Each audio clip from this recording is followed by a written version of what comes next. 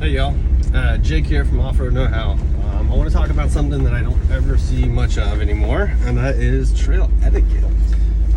Trail etiquette is super important for a number of reasons. One, safe, it's good for communication for everybody. Two, it's just important to be respectful of the people that you're around. And three, honestly, it's how we keep trails open. We're seeing a lot of trail closures this year in a lot of places, and we want to make sure we're doing everything we can to see to not have that happen. So, first things first, the big part is communication.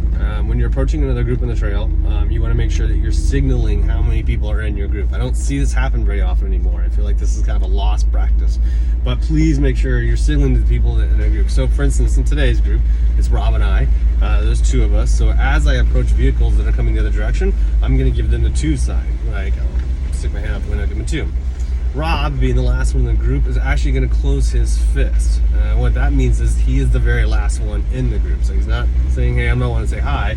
He's just simply saying, I'm the last one. It's safe to pass after I'm gone. So communication is a big part of it. The second thing is, typically when it comes to right-of-way, uphill has the right-of-way. Now, that's going to be case-by-case scenario, and we want to make sure things are safe, obviously, but the uphill has a harder time typically as far as like getting momentum and keeping momentum and stuff like that, and so we don't want to stop the momentum of that uphill group if we can. So if we're going downhill and we have a safe place to like step aside, we want to make sure that the team coming uphill, the group coming uphill, has that right away.